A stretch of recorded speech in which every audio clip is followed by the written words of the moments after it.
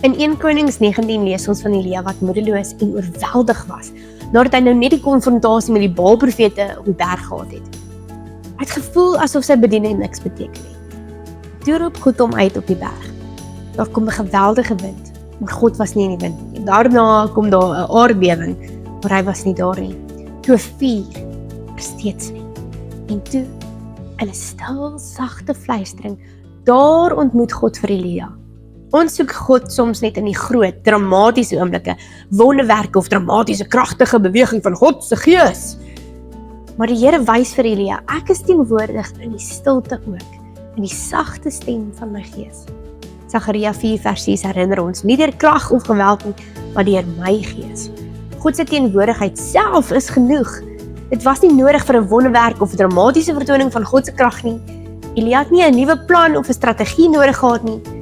Hy het nodig gehad om weer God se teenwoordigheid in die stilte te ervaar.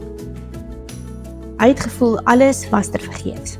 Maar God wys toe vir hom, daar is nog 7000 wat getrou bly. Met ander woorde, jy is nie alleen nie en jou werk het vrug gedra. Net so praat God met ons.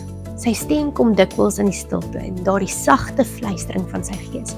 Ons gaan soek altyd vir die groot oomblikke, maar soms is alles wat ons nodig het om in die stilte die Here se stem te hoor.